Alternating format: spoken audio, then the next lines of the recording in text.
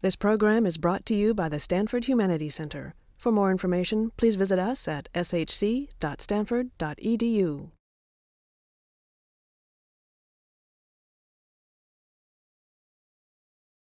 I'm Roland Hsu.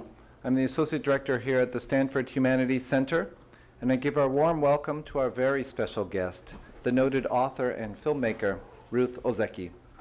And I welcome you, Ms. Ozeki, back to Stanford. Just a brief note of the format for this evening to know what to expect. Ruth Ozeki will be introduced by Professor David Palumbo-Liu.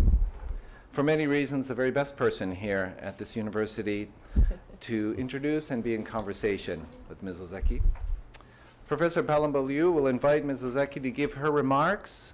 I'll invite the two of them to join together on stage here for discussion. The Stanford Humanities Center, in brief, fosters leading-edge research devoted to understanding what shapes culture and society in today's globalized world. Since its founding at Stanford in 1982, the center continues to serve as the home for generations of the brightest senior and emerging scholars, representing all fields of historical and contemporary humanistic studies. The center invites thought leaders from Stanford and from across the globe, and our work delivers insight to inform, sensitize, and guide best thinking on areas of critical interest that we share with researchers across Stanford and beyond. David Palumbo-Liu is the Louise Hewlett Nixon Professor in the Department of Comparative Literature by courtesy in English. He's Director of Undergraduate Studies at the Center for Comparative Studies in Race and Ethnicity. In his spare time, he's chair of our faculty senate this year. Professor Palumbo-Liu writes on social and cultural criticism, literary theory and criticism, East Asian and Asia-Pacific American studies. In terms of issues, he's most interested in social theory, community, race and ethnicity, justice, globalization, and ecology. I say this all because he is a noted author on the role that literature and the humanities play in helping us address each of these areas. He is a public intellectual in the best sense of the word, at the university and beyond. He's founding editor of Occasion, Interdisciplinary Studies in the Humanities, which you can find on our Arcade site. And he blogs for Truth Out, the Boston Review, the Huffington Post, Al Jazeera America, and I'm sure more will be coming. He's also contributing editor for the Los Angeles Review of Books. But in my mind, as some of you may have noticed, the highlight of all his luster is that he appears in Ruth Ozeki's novel. So with that, David?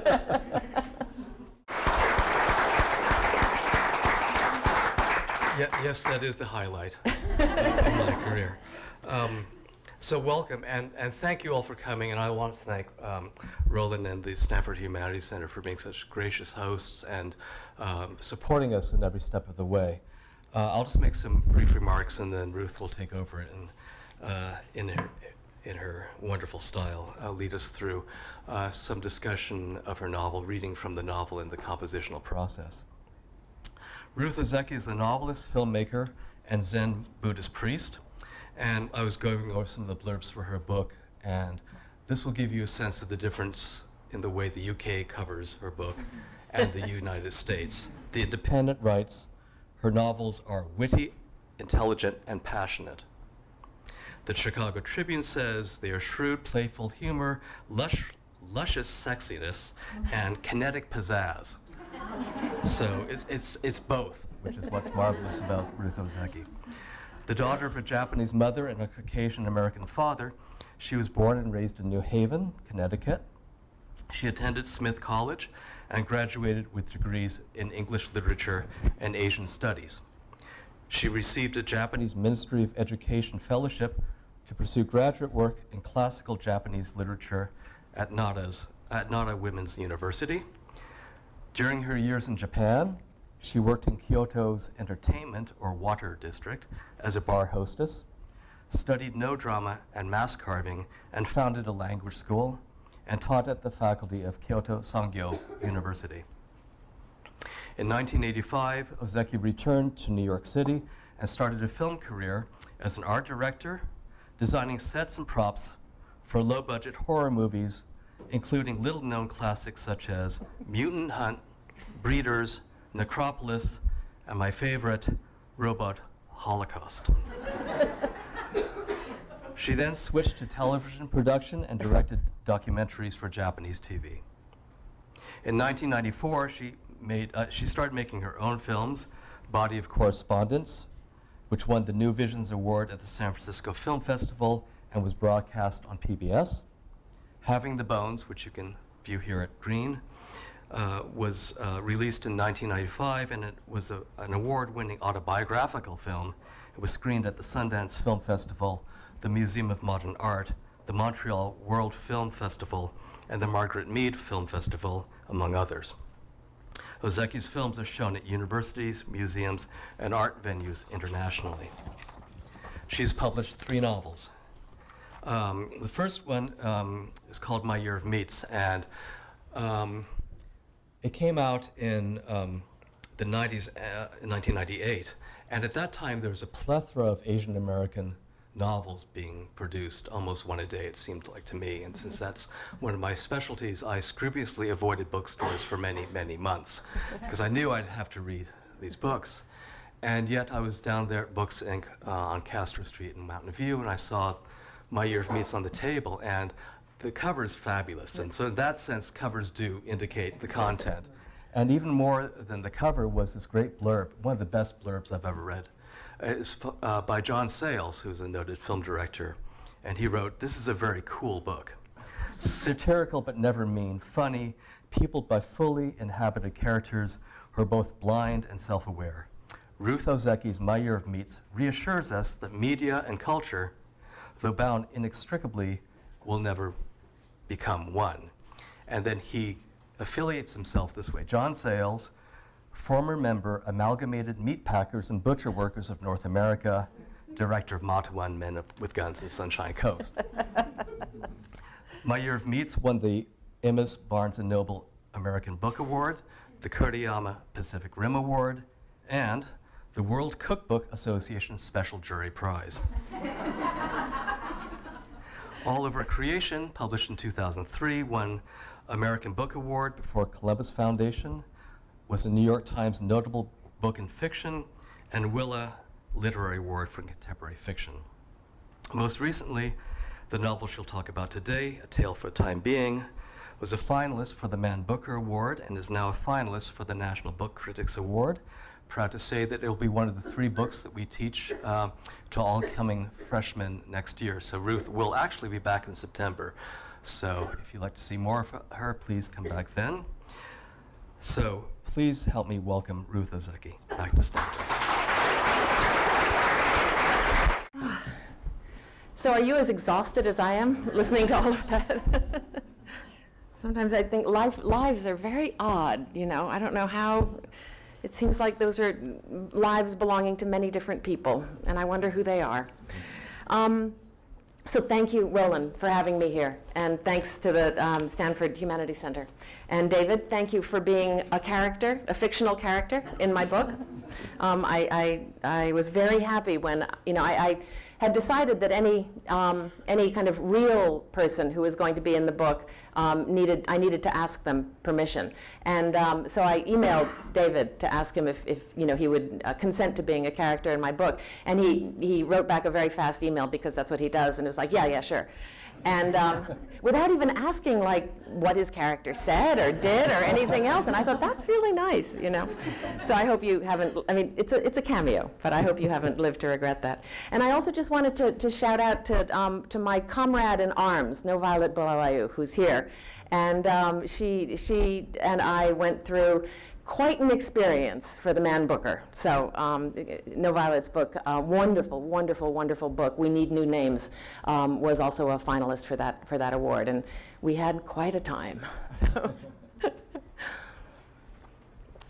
okay. So what I thought I would do today is I love reading out loud, and so I hope you like being read to. I'd like to do a little bit of a reading, and this is there's a reason behind this. It's you know, when a book comes to me, it usually starts to come as a voice. And so I start to hear something first. And, you know, it can be the voice of a character, or it can be the voice of the book itself. And that's a little bit harder to describe, but there's a tone, there's an attitude, there's a kind of a sensibility that I start to kind of get a sense of. And so I thought that if I, you know, by reading out loud, I could give you a sense of what it was that I started to hear back in December of 2006, when I first started to channel this book from the ether. And you know, it was interesting because, you know, nowadays, of course, you know, I have a computer file and it actually says December 2006, so I know exactly when I started writing this book. So I can't kind of fool myself and you know, into thinking that it was, you know, that it took me less time than it did. It actually took me quite a while. But you know, when I first started hearing this first voice, I knew that it was a voice of a young girl. I knew that she was a Japanese schoolgirl. I knew her name was Naoko Yasutani. And I knew she was living in Tokyo. Okay? And so these are the kinds of things that I knew, and this is what she said.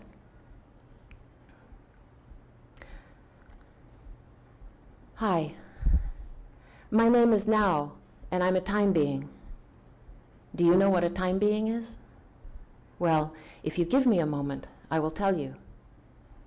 A time being is someone who lives in time, and that means you and me and every one of us who is or was or ever will be.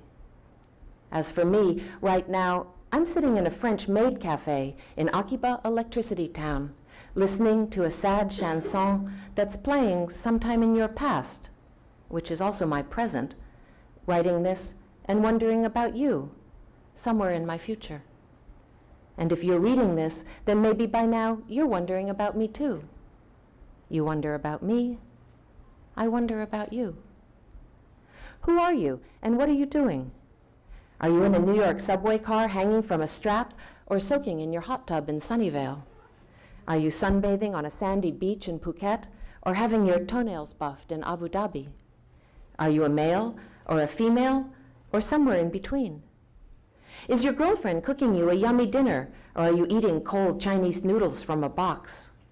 Are you curled up with your back turned coldly towards your snoring wife, or are you eagerly waiting for your beautiful lover to finish his bath so you can make passionate love to him? Do you have a cat? And is she sitting on your lap? Does her forehead smell like cedar trees and fresh, sweet air? Actually, it doesn't matter very much, because by the time you read this, everything will be different, and you will be nowhere in particular, flipping idly through the pages of this book, which happens to be the diary of my last days on Earth, wondering if you should keep on reading. And if you decide not to read anymore, hey, no problem, because you're not the one I was waiting for anyway. But if you do decide to read on, then guess what? You're my kind of time being. And together we'll make magic. So this was the voice that I started to hear in 2006 in December, and as soon as I heard it, I started to realize certain things about this girl. You know, I knew that she was a junior high school student in Tokyo. I knew that she was troubled and possibly suicidal. I knew that she had an attitude and a kind of a sense of humor, so this was interesting to me. I also knew that she was writing in English, so that was odd because she's Japanese, so why is she writing in English? And I knew that she was writing to someone, and she had, you know, it was interesting because she had all of the confidence of a young writer sort of casting her words out into the world, you know, knowing that somebody would be out there you know, to read her words, to pick them up and to read them. So the question remained, you know, who is it that she's writing to? And the problem was, of course, that she didn't know who she was writing to, and so, of course, neither did I. So the next, you know, my job as a novelist at that point is to really pay attention, you know, to these kinds of questions that are arising, and to try to figure out, you know, who it is that Now is reading to, or writing to, who her reader is. And it took me about 5 years to figure this out. And you know, and finally, at the end of about 5 years, I discovered, much to my surprise, that that she was writing to a novelist. Okay. She was writing to a novelist named Ruth,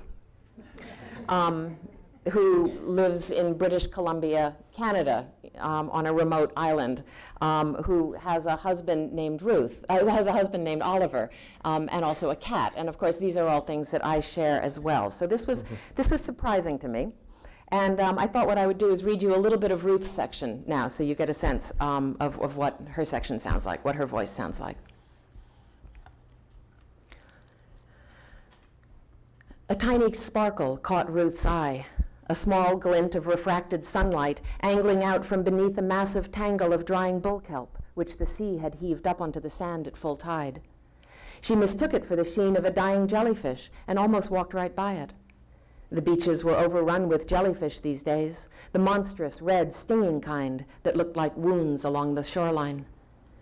But something made her stop.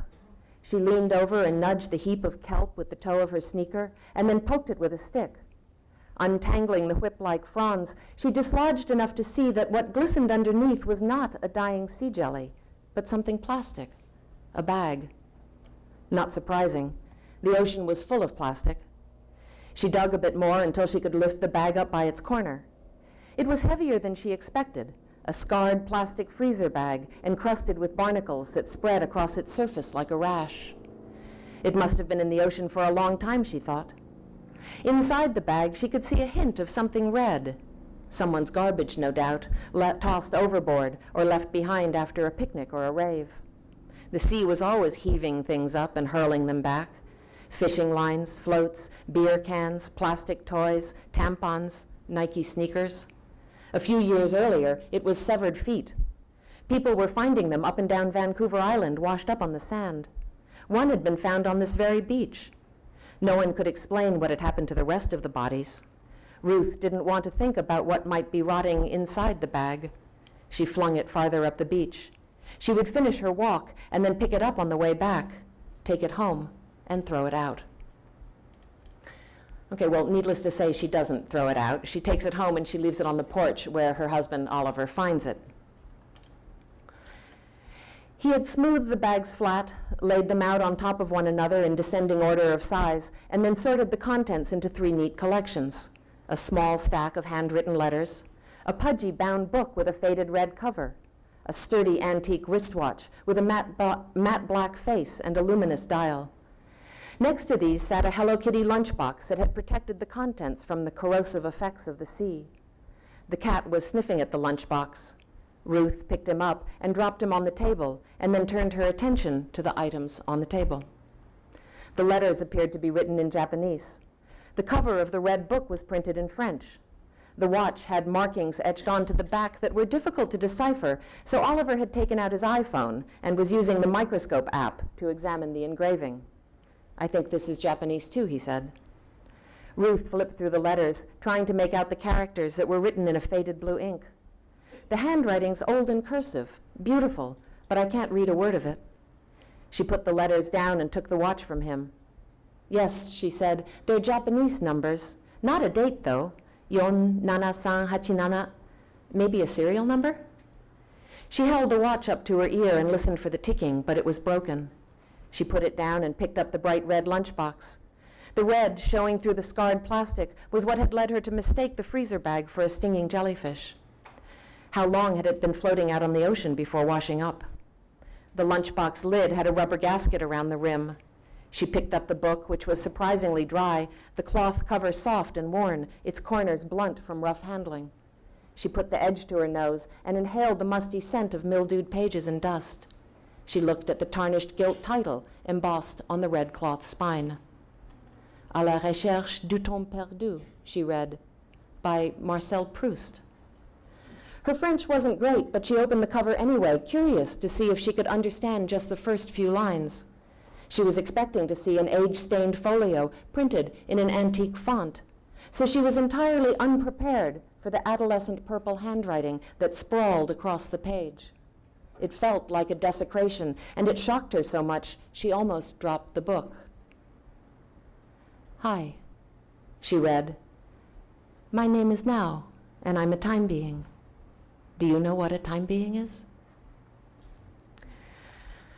So that's the dialogue that's set up in the book between Now, the young writer, who is sort of casting her words across the world, across the ocean, and Ruth, the somewhat blocked, obsessed novelist on this remote island in Desolation Sound, who finds the diary in the wake of the 2011 tsunami, earthquake and tsunami.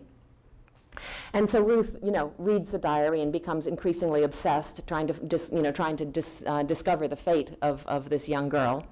And what it turns out that Now has an interesting background. It turns out that she grew up in Sunnyvale, California, and her father was a computer programmer, so he was hired by a IT firm to do human-computer interface design. And when the dot-com bubble burst, he loses his job and his family's savings, and is forced to bring his family back to Tokyo, and where Now is put into a junior high school. Now, of course, she doesn't really speak Japanese as fluently as the other kids. She also she hasn't grown up in the culture, so she doesn't have the cultural cues. She also doesn't have a lot of money to buy nice stuff. So as a result of all of this, she's being quite terribly bullied. And in fact, she's decided to commit suicide. But before she does, she's decided that she wants to do one last redemptive act, which is to record the life story of her great-grandmother, who's a Zen Buddhist nun. Okay. Now, she's not just any Zen Buddhist nun. She's a 104-year-old Zen Buddhist nun. And she's not just any 104-year-old Zen Buddhist nun. She's actually a 104-year-old anarchist feminist Zen Buddhist nun, okay, who's led a fascinating life, and now has decided that she's going to write down the life story of her great-grandmother, old Jiko, in the pages of her diary, and this is the last thing that she's going to do before she commits suicide. In a way, the diary is her lifeline, and old Jiko is probably the only reliable adult in Nao's life. And so this is what Now is doing. And I'd like to read one more scene that takes place later in the book. Is the audio okay? Is everybody hearing this all right? Okay, good. During her summer vacation, Now has been sent to live with her grandmother at this Zen temple on the mountainside.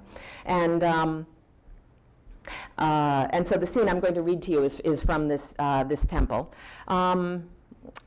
I guess the only thing you really need to know is that old Jiko has discovered that Now is being bullied. She knows this. And she's decided that Now needs some coping strategies. And so one of the coping strategies she's taught Now is Zazen, which is Japanese Zen meditation. Okay, and old Jiko refers to it as Nao's superpower. Okay, but it's not. She doesn't speak English very well, so it's not superpower. It's superpower. Okay, so you might hear reference to this in the next scene.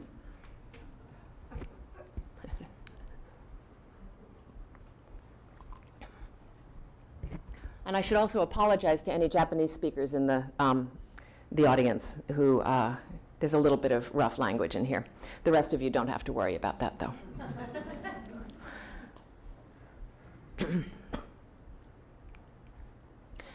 Now, 1. Have you ever tried to bully a wave? Punch it, kick it, pinch it, hit it, beat it to death with a stick? Stupid. After old Jiko found my scars, she took me on an errand into town. On the way back, she wanted to stop and buy some rice balls and soft drinks and some chocolate treats. She had this idea that we could take a bus to the seaside and have a picnic there.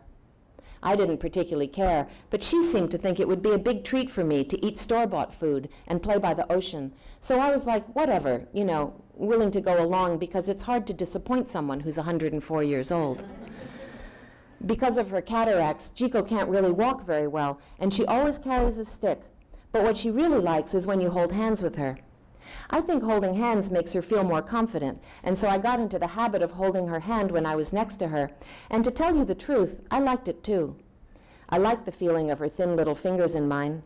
I liked being the strong one and keeping her tiny body close to me. It made me feel useful. When I wasn't there, she used her stick. I liked feeling more useful than a stick.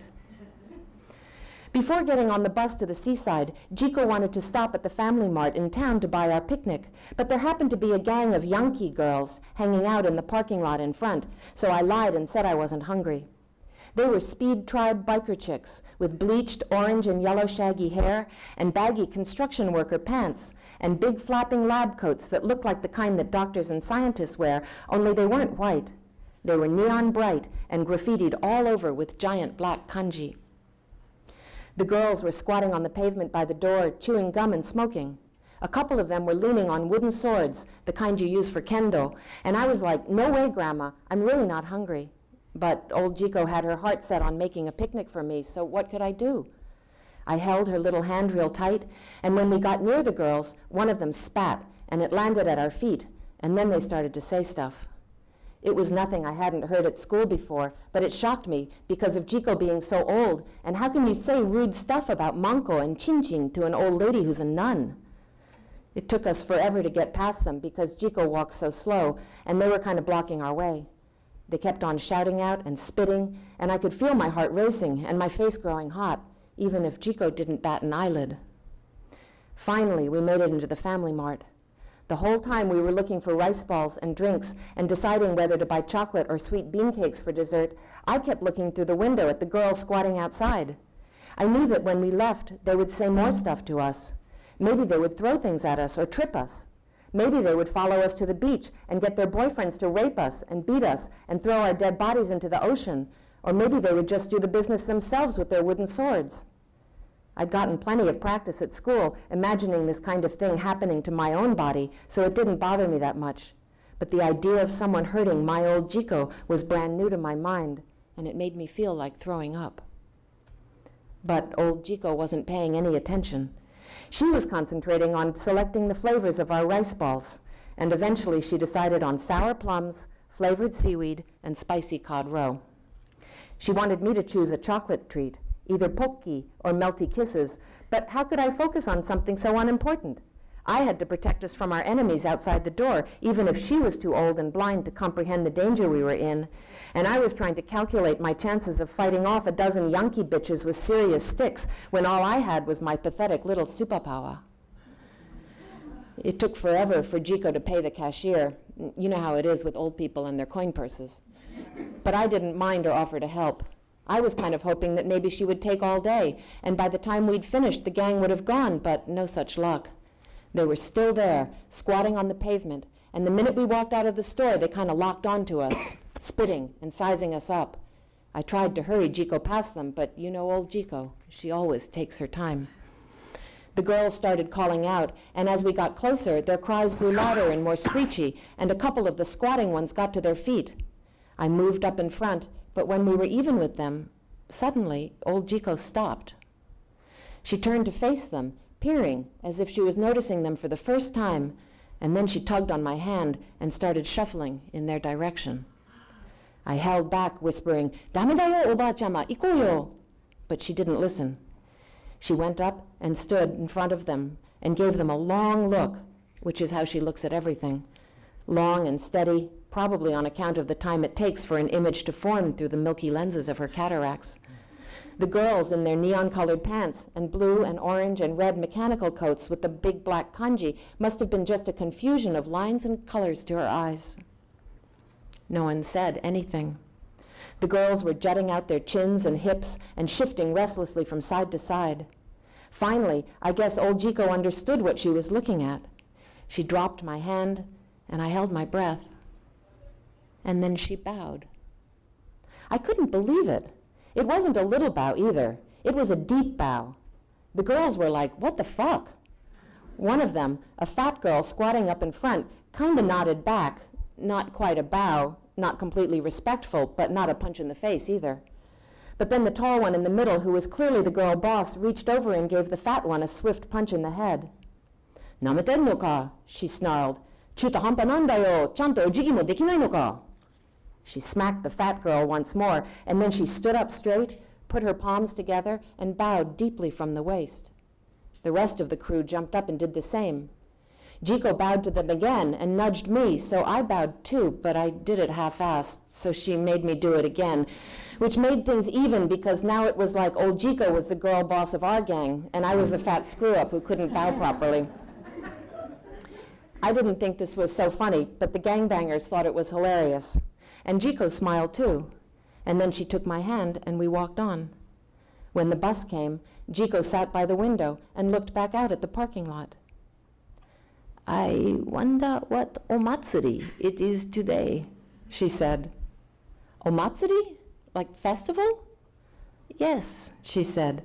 "Those pretty young people, dressed up in their festival clothes. They look so gay. I wonder what the occasion is." "It's not a festival. Those were gangbangers, Granny. Biker chicks, Yankee girls." "They were girls?" "Bad girls, juvenile delinquents. They were saying stuff. I thought they were going to beat us up." "Oh, no," Jiko said, shaking her head. "They were all dressed so nicely. Such cheerful colors." Thank you. This is clearly a work of fantasy, but it's also very much rooted in real-world events and concerns, and has this wonderful imaginative way of blending in the real with the fantastic. I wonder if you could talk a little bit about the genesis of this work, which is a great story. Okay. Well, I told you a little bit about, the girl's voice first came to me in 2006, December of 2006. And, I dutifully started to, play with that and write that down. And it was clear to me that now had that she was looking for a reader. And so then I was looking to try to figure out who that reader might be. And it was a lot like auditioning an actor for a role. Right? I would think of a character and invite the character in and arrange for the character to find Now's diary, whatever part of it existed at the time. And the character would read a little bit of the diary and start to react. And then, little by little, the fictional world does what fictional worlds do. It started to grow kind of big and plump and juicy and interesting. And I started getting excited. And then, about 50 or 100 pages in, I'd wake up one morning and turn on the computer and suddenly find, the whole thing had gone flat. Okay? And it was just like a deflated balloon. And so then I'd realize, okay, so this reader is not the right reader, and I would usher the reader, to the door, and invite the next one in, and we'd start the whole process over again, and the same thing would happen, 100 pages in or so, the thing would go flat, and we'd start again. Now I did this about 4 or 5 times, and finally, I'm not recommending this if there's any MFA students in the room, this is not a recommendation for how to write a novel. There are better ways to do it. So by the end of 2010, I'd finished a draft, and it was completely different than the draft, than what we have now. And I was just getting ready to submit it to my editor in March of 2011 when the Japanese earthquake and tsunami hit. And that was one of those. It was just a devastating time. And I have friends and family in Tokyo, also in Sendai, where the earthquake, near the epicenter. And so for the first weeks or so, I was just, looking to find out, make sure that everybody was okay. And I'm sure we all did. We just spent those weeks just watching images of the wave, just, obliterating, that whole stretch of the Japanese coastline. And killing, tens of thousands of people, and it was a time that it was such a catastrophic event that it almost sort of stopped time, and it became clear to me during that period that that now, that Japan was a completely different place, and the world was also a completely different place, and I had written a kind of pre-earthquake, tsunami, pre-Fukushima world, and now we were, in a post, earthquake, post-tsunami, post-Fukushima world, and the book simply wasn't relevant anymore, and so I pretty much, I gave up for a while writing it, but I just couldn't. The voice of now was still too strong, and I couldn't just leave it. And actually, it was my husband who, I kept talking about it, and my husband Oliver came up with the suggestion. He said that, perhaps the thing to do would be to take the, the fictional container and break it, right? And allow reality to sort of penetrate the fictional world, right? I mean, that's what had happened anyway, right? So to do this consciously then, and to step in, to the world as a character myself, and as a character named Ruth. And I thought about this, and I thought it was a wonderful idea because it would allow me to sort of respond directly to the events that that were going on in a very kind of real way. And so I said to Oliver, I said, that's a great idea, but of course you understand that if I'm in the book, you have to be in the book too. And thank goodness he agreed. He's a wonderful guy, and he said he thought it would be a very interesting thought experiment. Okay, and so that's basically what happened. It was this way of being able to, I knew that certainly, the effects of the earthquake, the effects of the tsunami, and certainly the effects of Fukushima were not going to go away anytime soon. It was like reality was kind of emerging in this very insistent, catastrophic way, and I just simply couldn't ignore it. And so if that's the case, and if you can't ignore it, if you can't push it out, then you have to encompass it. Yeah.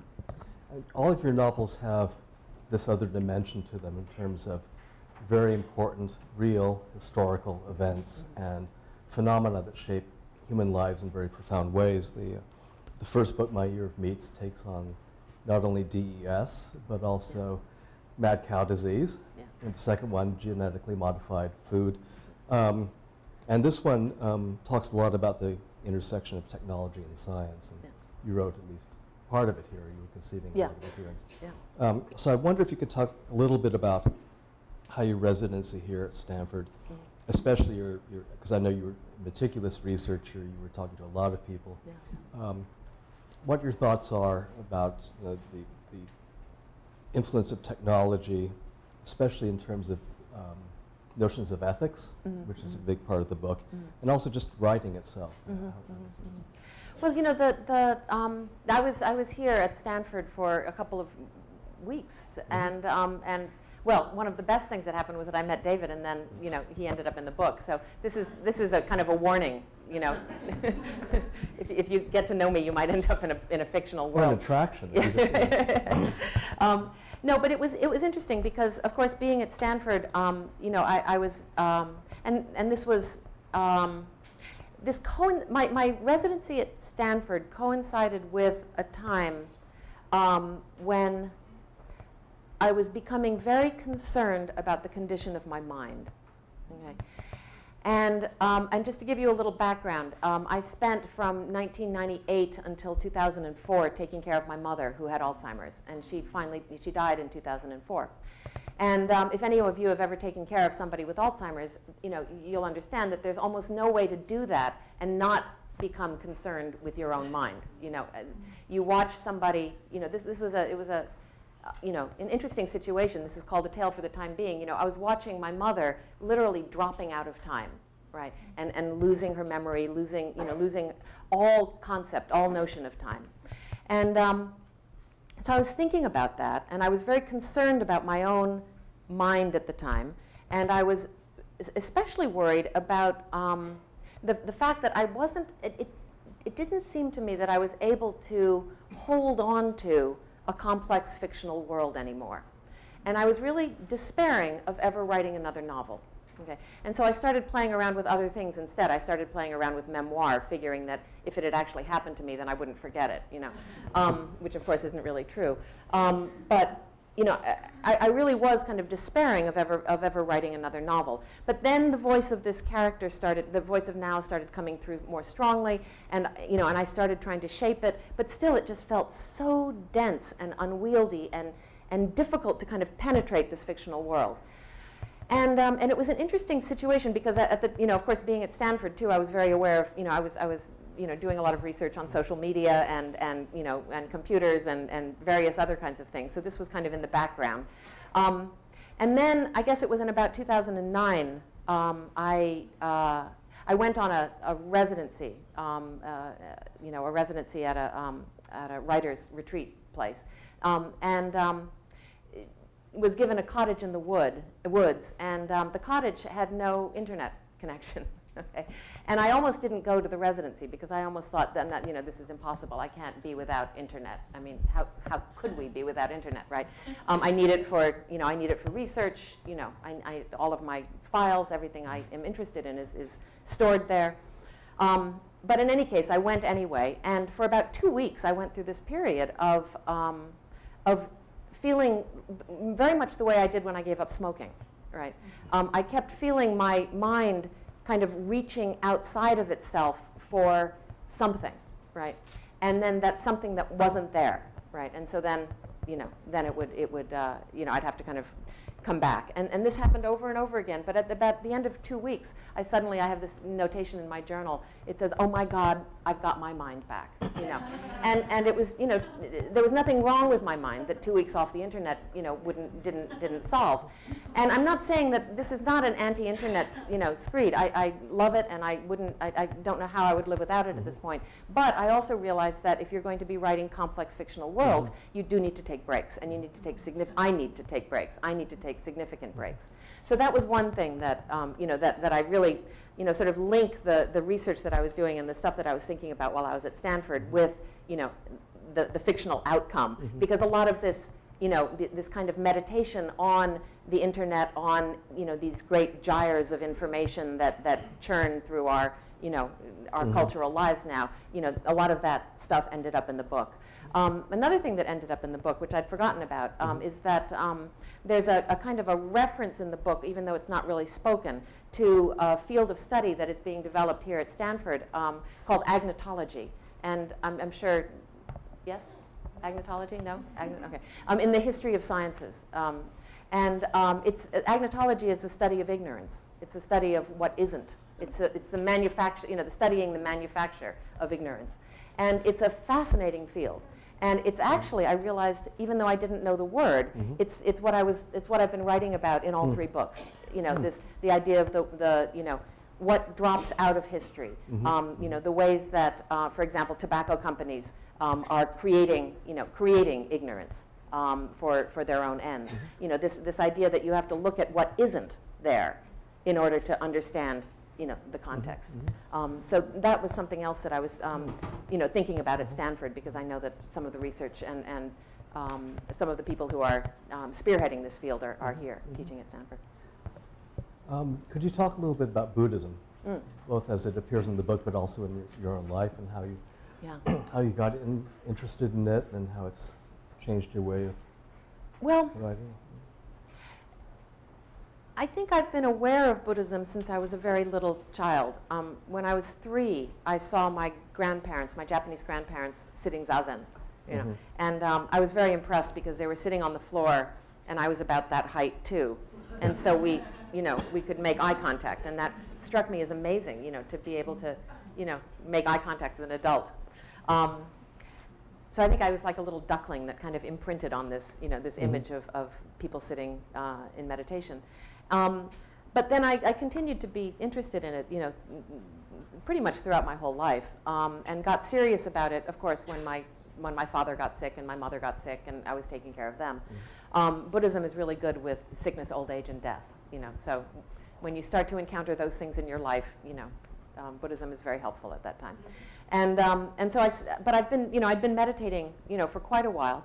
But in the early part of the last decade, in the early part of the first, you know, the beginning of the millennium, I was reading a lot of essays by Dogen Zenji, who is a 13th century Zen master. And he wrote about time specifically. He wrote about time as a spiritual matter.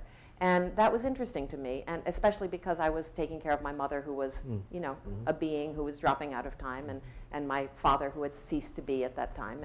And I was thinking about this and sort of practicing with these essays. And Dogen had written a fascicle called Uji, which in Japanese the title is Uji. In English, it can be translated as being time, or time being, or for the time being. And so I was reading that fascicle, and then before I knew it, this voice of this young girl was kind of announcing herself and saying, "Hi, my name is now, and I'm a time being. So I think that the work of the essays and the practice, the Zen practice that I was doing, kind of found their way, and it really kind of inspired the book.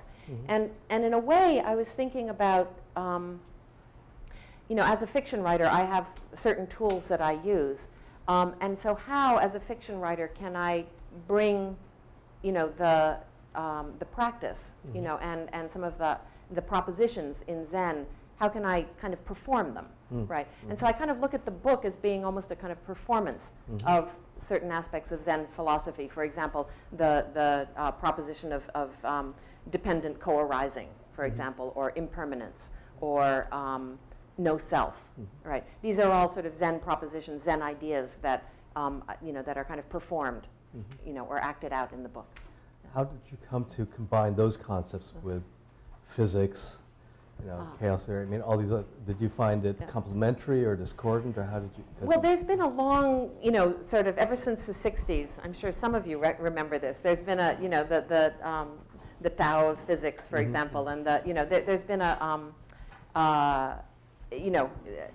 people have played with the I'm not even going to say intersections, but the similarities between certain types of, for example, quantum many worlds interpretation, and certain, Buddhist writings, and there's a tantalizing, sort of resonance there that exists between the two. And so in this book, too, it was something that I very much wanted to play with, in particular, the many worlds interpretation of quantum mechanics. And so, Schrodinger's cat. I mean, I think this is something that fiction writers intuitively understand as a metaphor, right? Because that's what we do. We're constantly, sort of playing with many worlds, and so even if we can't do the math, we do have this kind of intuitive sense of what this is, and so that was something that, and I don't want to give it away, but there are plot points in the book that sort of give rise to playing with that in an interesting way, I thought.